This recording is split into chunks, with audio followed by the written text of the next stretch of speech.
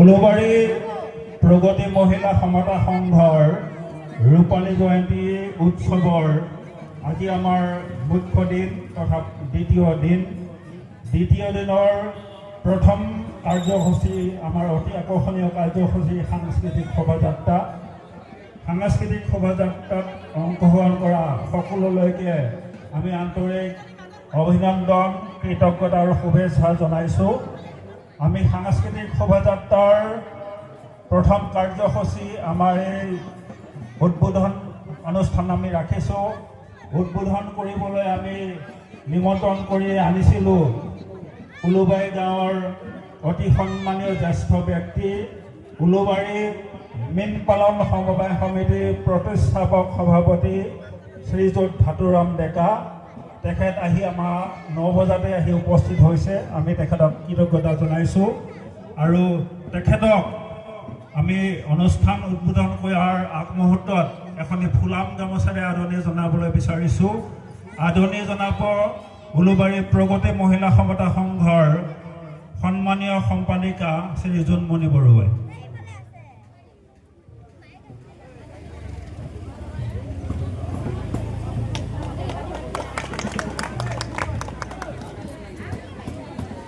এখন ফুলাম গামোচা আৰু চেলেঙেৰে আমি সন্মানীয় ব্যক্তিগৰাকীক আদৰণি জনাইছোঁ আৰু তেখেতক আমি এই সাংস্কৃতিক শোভাযাত্ৰাৰ উদ্বোধন কৰিবৰ কাৰণে আমি তেখেতক অনুৰোধ জনাইছোঁ।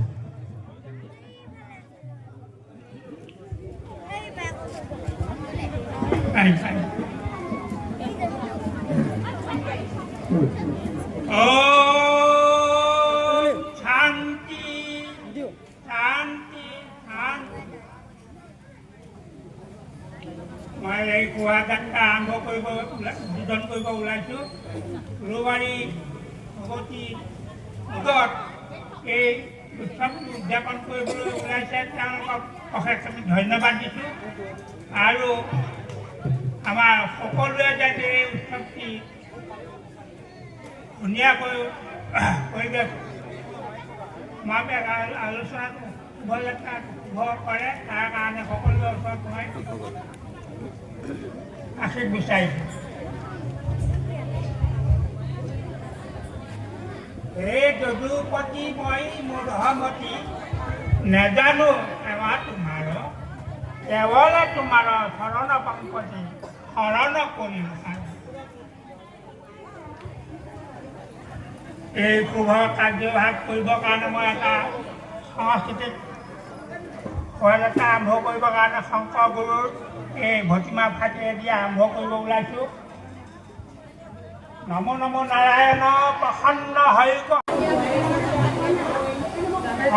শোভাযাত্ৰাটো উদ্বোধন কৰিবৰ কাৰণে আমি এটাকি গুৰুত্বপূৰ্ণ আগবাঢ়ি আহিছোঁ।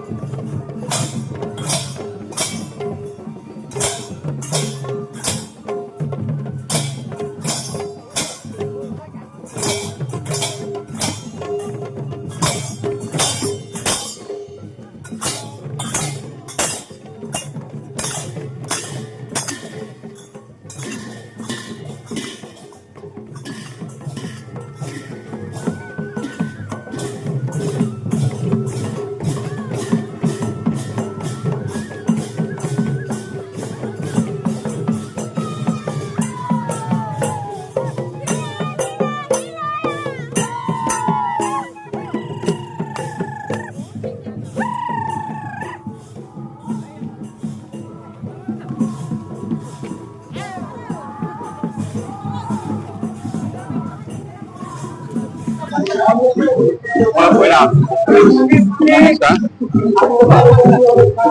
দাদা আপোনাৰ কেনেকুৱা লাগিছে আহক ধুনীয়া লাগিছে ভাল লাগিছে ন বিশেষকে এইটো মানে অনুবাৰী প্ৰগতি মহিলা সমতা সংঘৰ মানে আজি 25 বছৰীয়া ৰূপালী জয়ন্তী বৰ্ষৰ এই ৰূপালী জয়ন্তী বৰ্ষত আজি দ্বিতীয় দিনা কাৰ্যসূচী সাংস্কৃতিক শোভাযাত্ৰা এখন গাঁও সৰু চুবুৰীয়া গতিকে এখন সৰু চুবুৰীয়া বা এখন সৰু গাঁৱে এনেকে এটা বিশাল আয়োজন কৰিছে তাৰ কাৰণে সকলোৱে ধন্যবাদ দিছে আপোনাৰ আহি কেনেকুৱা অনুভৱ হৈছে মোৰ খুব ভালেই লাগিছে এই অনুষ্ঠানটো দেখি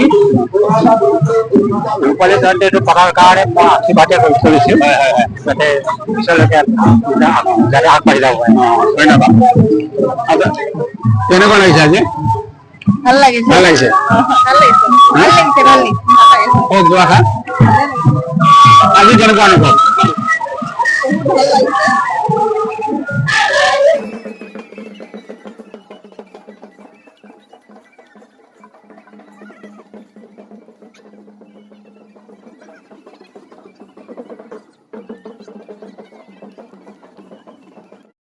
উলুবাৰী প্ৰগতি মহিলা সংঘৰ ৰূপালী জয়ন্তী বৰ্ষ উদযাপন বিশাল আয়োজন আজি দ্বিতীয় দিনা কাৰ্যসূচী 6 জুলাই ৰবিবাৰ বিশেষকৈ সাংস্কৃতিক শোভাযাত্ৰা এই সাংস্কৃতিক শোভাযাত্ৰাত গাঁওখনৰ সকলো ৰাইজ ওলাই আহিছে আৰু প্ৰায় 4 কিলোমিটাৰমান হ'ব এতিয়ালৈ 3 কিলোমিটাৰমান বাট আগবাঢ়ি আহিছে আমি আপোনালোকক দেখা আছো ভাল লাগিছে আজি এই পৰিৱেশটো আমি আপোনালোকক সকলো দেখা আছো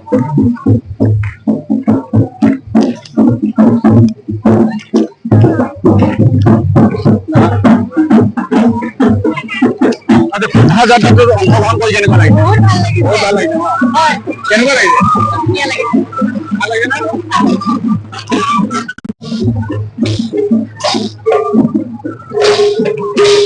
কেনেকুৱা লাগিছে আজি আহি খুব ভাল অনুভৱ হৈছে আগতে নোহোৱা এটা অনুষ্ঠান এটা পাইছো আজি সঁচাই ভাল লাগিছে বহুত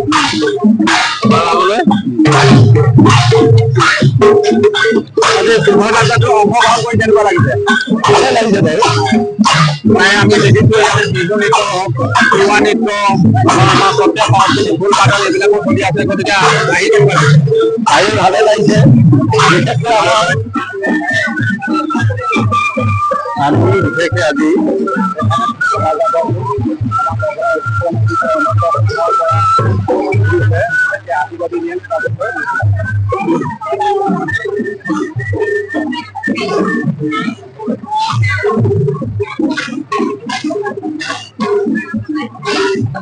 গায়ন গান সকলো দেখাইছো কণ কণ ভাইটিসকলে কেনেকৈ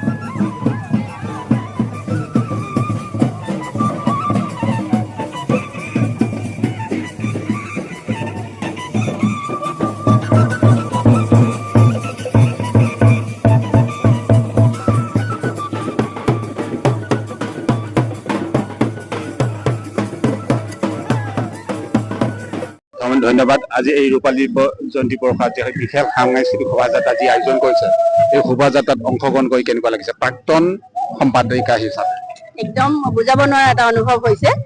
এখনে মোৰ জন্ম গাঁও অনুষ্ঠানত অংশগ্ৰহণ কৰিব পাৰে মই নিজকে বহুত সৌভাগ্যৱান বুলি ভাবিছো।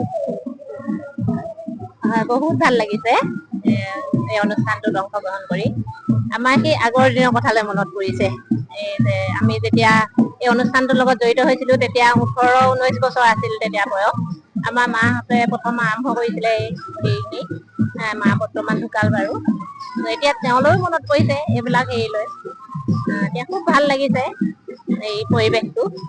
সেইকাৰণে আজি আমি ইমান ৰ'দটো আজি কমেই বাৰু, তথাপিও ওলাই আহি খুব ভাল লাগিছে এনেকুৱা এটা পৰিৱেশ লৈ। এই শোভাযাত্ৰাত অংশগ্ৰহণ কৰি কেনেকুৱা লাগে? শোভাযাত্ৰাত অংশগ্ৰহণ কৰি ভাল লাগিছে, বহুত ভাল লাগিছে। ভাল লাগিছে ন? ভাল লাগিছে, ভাল লাগিছে।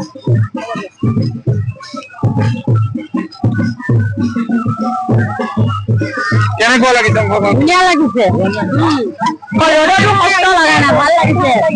কোনোবাই জীয়ৰী হিচাপে বিশেষকে বায়ে ৰহণীয়া সাংস্কৃতিক অনুষ্ঠানত অংশগ্ৰহণ কৰি কেনেকুৱা অনুভৱ?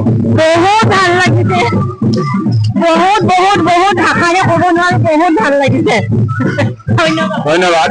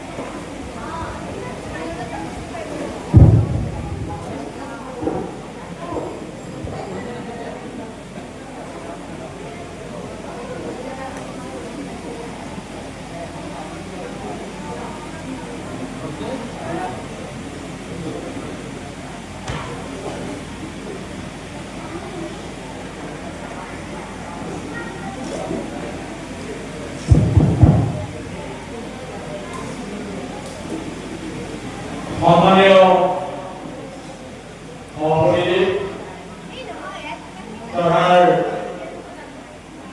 আজি আমন্ত্ৰিত বিশিষ্ট অতিথিসকল, নিৰ্দিষ্ট ভক্তালয়, মঞ্চত উপবিষ্ট মোৰ সন্মানীয় অতিথিসকল,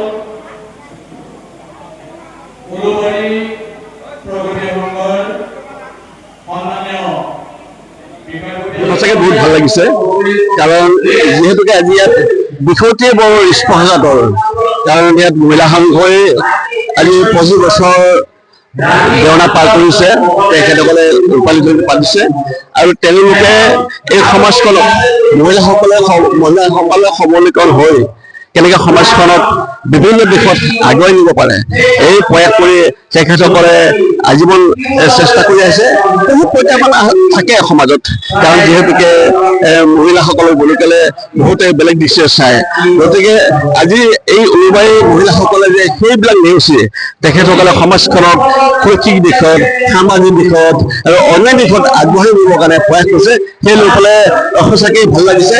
আৰু আশা কৰোঁ এই অনুষ্ঠানৰ জৰিয়তে এটা আদৰ্শ এটা উদাহৰণ হৈ ৰ'ব আৰু ইয়াকে দেখি যাতে আমাৰ ওচৰ চুবুৰীয়া অঞ্চলবোৰৰ মহিলাসকলে এনেদৰে আগবাঢ়ি যায়, ইয়াকে কামনা কৰি মই ক'বলৈ সামৰিছোঁ। অনুভৱ আজি আমি 25টা বৰ্ষৰ অতিক্ৰম কৰি যি ৰূপালী জয়ন্তী বৰ্ষত উপনীত হ'লোঁ, এই দুদিনীয়া কাৰ্যসূচীৰে যি ৰূপালী জয়ন্তী বৰ্ষ পালন কৰিলোঁ, তাত সঁচাকৈ ভাল লাগিছে। আমি আমন্ত্ৰণ কৰি অনা 2 দিনৰ কাৰ্যসূচীতে নিৰ্দিষ্ট বক্তা হিচাপে আমন্ত্ৰণ কৰা ব্যক্তিসকলে যি বহুমূলীয়া ভাষণ ৰাখিলে, তেওঁলোকৰ ভাষণত আমি নথৈ সুখী আৰু সঁচাকৈয়ে ভাল লগা এটা অনুভৱ। গৌৰৱ অনুভৱ কৰিছোঁ। আজি আমি এই নাৰীসকলে যে এটা ৰূপালী জয়ন্তী পালন কৰিবলৈ সক্ষম হৈছোঁ, এইটো মোৰ কাৰণে এটা বহুত সৌভাগ্যৰ দিন বুলিয়ে ভাবিছোঁ।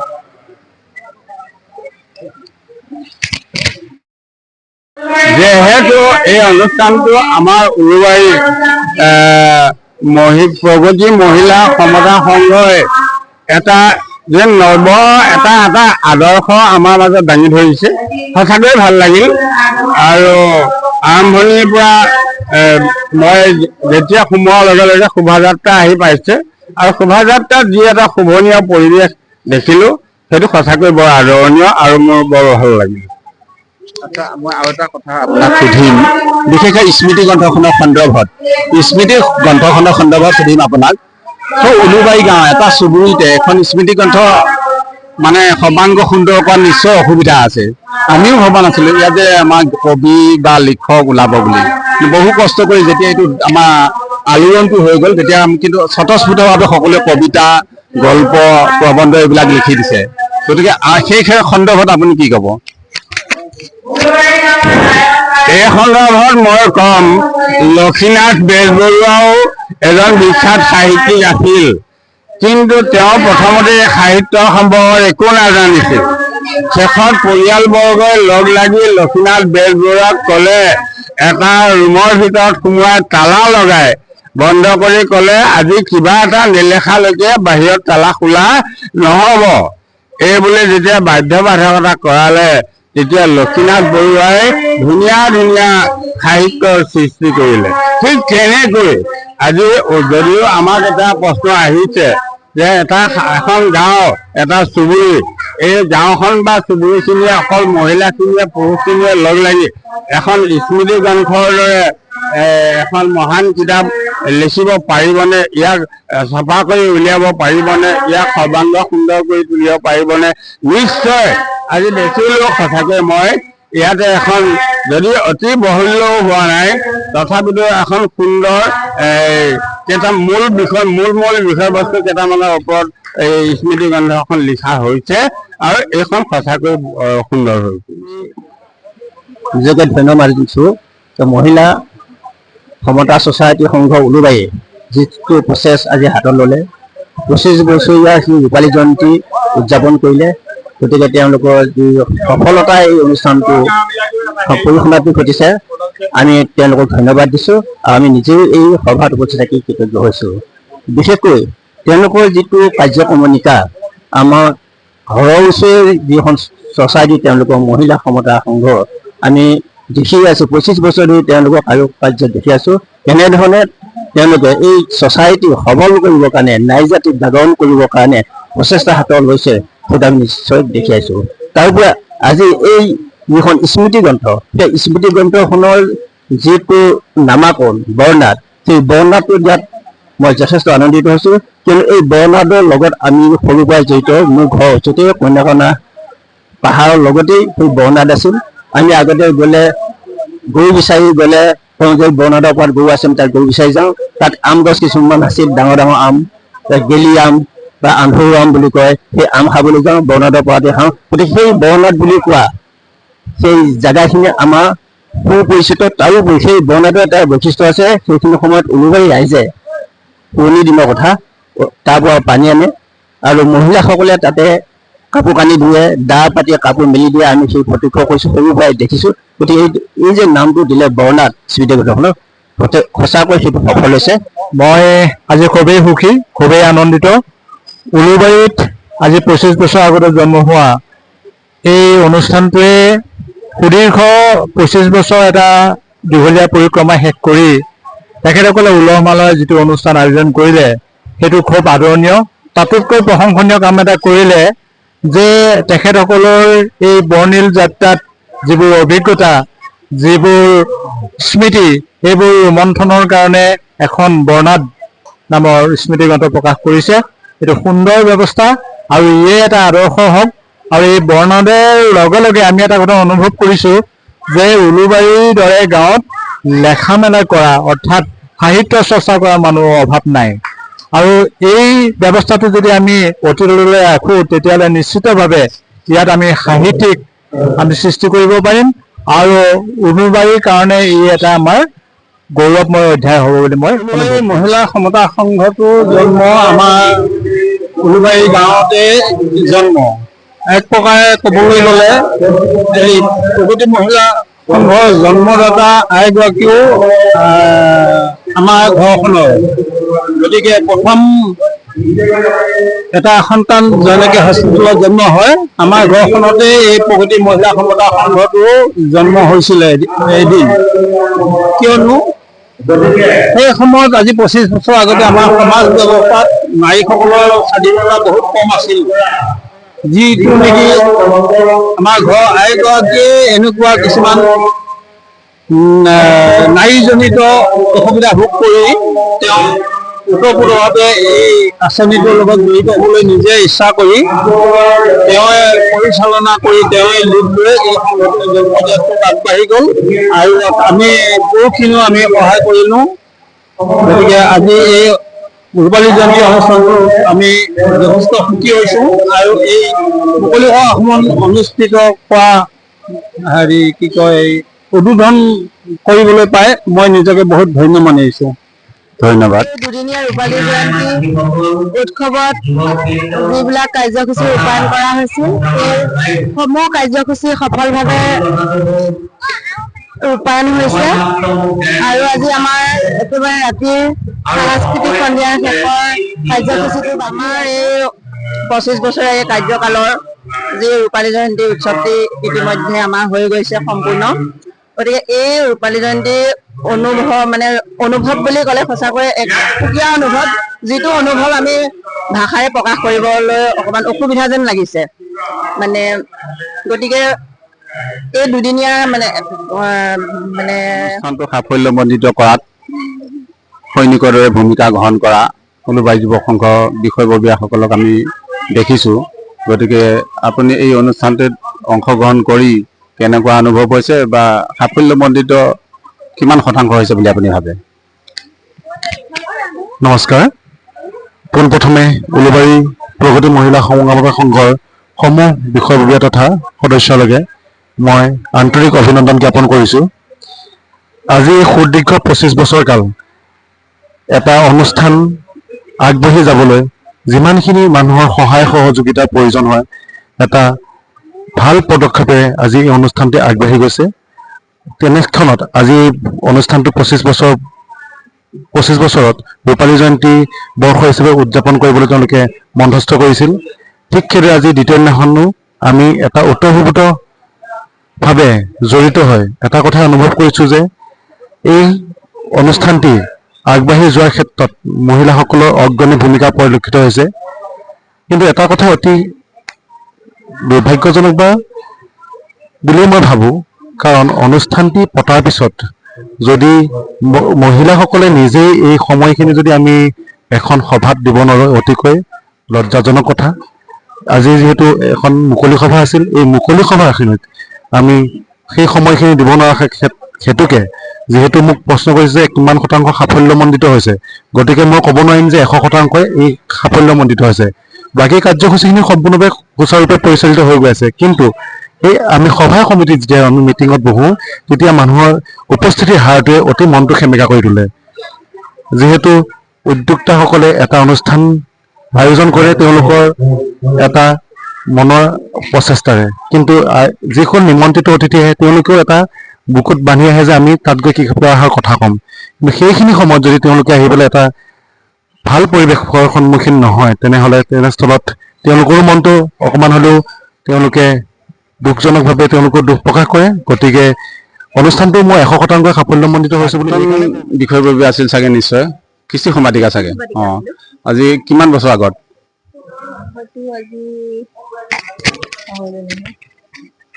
আজি 10 বছৰমান আগত মই কৃষি সম্পাদিকা আছিলোঁ।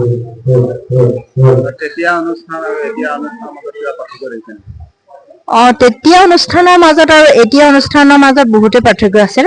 তেতিয়া আমি মানে বহুত আন্তৰিকতাই কৰিছিলোঁ, যিটো আন্তৰিকতা বহুত আছিলে।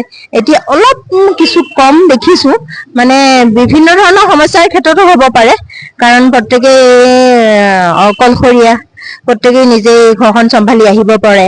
তেতিয়া আমি অলপ ফ্ৰী আছিলোঁ, প্ৰত্যেকেই ফ্ৰী আছিলে, সেইটো কাৰণে হয়তো অলপ ব্যতিক্ৰম হৈছে। তথাপিতো কিন্তু আজি এই সোণালী ৰূপালী জয়ন্তীৰ যিটো বৰ্ষ, সেই বৰ্ষটোত মানে প্ৰত্যেকগৰাকী মহিলাই মানে হৃদয়েৰে নিজে নিজৰ মানে সৎভাৱে সৎ ইচ্ছাৰে যিখিনি আমাক সহায় সহযোগিতা আগবঢ়াইছে, সেই তাৰ কাৰণে প্ৰত্যেকগৰাকী সদস্যলৈ মই ধন্যবাদ জনাইছোঁ। অনুষ্ঠানটোত আপুনি অংশগ্ৰহণ কৰিলে। মহিলা সমতা ছ'চাইটি আজি 25 বছৰীয়া যিটো দীঘলীয়া পৰিক্ৰমা, আজি এই ৰূপালী জয়ন্তী বৰ্ষত আপুনি উপস্থিত হৈ নিশ্চয় আমাৰ মহিলাসকলক মানে আনন্দিত কৰিছে। আপোনাৰ অনুভৱ কেনেকুৱা আজি অংশগ্ৰহণ কৰি? নিশ্চয় মোৰ আনন্দ লাগিবই, কাৰণ নিজে জন্ম দিয়া এটা অনুষ্ঠানৰ আজি 25 বছৰীয়া এই দিৱসটোত আহি উপস্থিত থাকি ভাল লাগিছে। যে তেখেতসকলে আমি যিটো সপোন দেখিছিলোঁ যে প্ৰথমতে আমি আহি তেওঁলোকক একত্ৰিত কৰিছিলোঁ, তেওঁলোকৰে গাঁও, তেওঁলোকক কিন্তু আমি মাতি আনিছিলোঁ আৰু মাতি আনি আমিয়েই নিজে আয়োজন কৰি আমি অনুষ্ঠান পাতিছিলোঁ। কিন্তু আমি আশা ৰাখিছিলোঁ তেতিয়াই যে এটা সময় আহিব তেখেতসকলে নিজে নিজৰ ফালৰ পৰা অনুষ্ঠান আয়োজন কৰিব, আগবাঢ়িব, তাৰপিছত আমাক অতিথি হিচাপে মাতিব, উপদেষ্টা হিচাপে মাতিব, আমি তাত উপস্থিত হ'ম, বক্তব্য ৰাখিম। সেইটোৱে আমাৰ সপোন আছিল। গতিকে আজি সেই সপোনটো পূৰণ হৈছে। তেওঁলোকে আশা কৰা মতে তেওঁলোকে সফলতা অৰ্জন কৰিছে আৰু মই আশা কৰিছোঁ আৰু যিখিনি বাকী আছে সেই সফলতা অৰ্জনৰ কাৰণে সেইখিনি নিশ্চয় তেওঁলোকে পৰৱৰ্তী সময়ত আগবাঢ়ি যাব। মোৰ ফালৰ পৰা তেওঁলোকলৈ শুভকামনা। মই এই অনুষ্ঠানটোত দ্বিতীয় টাৰ্মতে বাৰু হৈছিলোঁ সভাপতি মোৰ 6 বছৰ নে 8 বছৰ তেনেকুৱা কিবা এটা হৈছিল নেকি, মই পাহৰিছোঁ কিন্তু দেই। 6 বছৰ নে 8 বছৰ এনেকুৱা এটা হৈছে আৰু এতিয়ালৈকে মই এই অনুষ্ঠানটোৰ জৰিয়তে আনে যিয়ে নহওক মোৰ কিন্তু মন বা শৰীৰটো মই যথেষ্ট মানে ভালে ৰাখিছিলোঁ আৰু মই ভালো পাইছিলোঁ। অনুষ্ঠানটোৰ ওপৰত যথেষ্ট মানে আন্তৰিকতা আছিল। এনেদৰে অনুষ্ঠিত হোৱাৰ কাৰণে মই বহুত সুখী হৈছোঁ, যিহেতু মই যি সময়ত এই অনুষ্ঠানটি কাম কৰি গৈছিলোঁ, প্ৰতিষ্ঠান হিচাপে মই গঠন কৰি থৈ গৈছিলোঁ, সেই অনুষ্ঠানটো আজি মই দ্ৰুত অৱস্থাত দেখা পাইছোঁ। যিহেতু এটা অনুষ্ঠান গঠন কৰোঁতে যথেষ্ট কষ্ট হয়, সেই কষ্ট মৰ্যাদা আৰু লগতে সমাজখন আগুৱাই যোৱাৰ ক্ষেত্ৰত মই সেই অনুষ্ঠানটোৰ মাধ্যমত দেখা পাইছোঁ। সেয়েহে মই মনতে সুখী হৈছোঁ। মেগাজিনখনত এটা আৰ্টিকুলো দিছে, নিশ্চয় মেগাজিনখন পঢ়িছে বা নিজেও আপোনাৰ সম্পাদনা সমিতিত আছে। গতিকে এই মেগাজিনখন সম্পাদনা কৰি উলিয়ালৈকে আজিৰ তাৰিখত উন্মোচন হোৱালৈকে আপুনি কেনেকুৱা অনুভৱ বা কিমান প্ৰত্যাহ্বানৰ সন্মুখৰ মাজতে আজি এই মেগাজিনখন আজি মানে উন্মোচন কৰিবলগীয়া হৈছে আপোনাৰ প্ৰথমতে আমাৰ যিখন আলোচনী বৰ্ণাত নামটো এটা সুন্দৰ নাম, এটা ঐতিহ্য বহন কৰিছে আৰু তেনেকুৱা এখন আলোচনীৰ সম্পাদনা সমিতিৰ সদস্য হ'বলৈ পাই নিজকে আনন্দ অনুভৱ কৰিছোঁ আৰু এই ক্ষেত্ৰত আমি যিমানখিনি পাৰোঁ সম্পাদনা সমিতি হয় আমি সহযোগিতা আগবঢ়াইছোঁ আৰু মোৰ বোধেৰে এখন খুব কম সময়ৰ ভিতৰত এখন সুন্দৰ আলোচনী প্ৰস্তুত হৈছে আৰু ইয়াতে আমি বিশেষকৈ যিকেইটা লেখা আছে সেই লেখাকেইটা যদি সকলোৱে পঢ়ে নিশ্চয় উপকৃত হ'ব পাৰিব। যিহেতু মই এটা নিজকে অনুভৱ কৰিছোঁ আমাৰ প্ৰীতিশ ডেকাই যিটো লিখনি আগবঢ়াইছে সেই লিখনিটোৰ জৰিয়তে আমাৰ গাঁওখনৰ গোটেই যিটো ইতিবৃত্ত সেইটো সুন্দৰভাৱে আমাৰ পিছৰ প্ৰজন্মই জানিব আৰু অন্যান্য লিখনিসমূহেও আমাৰ নিশ্চয় পঢ়ুৱৈ পাঠকক উপকৃত কৰিব।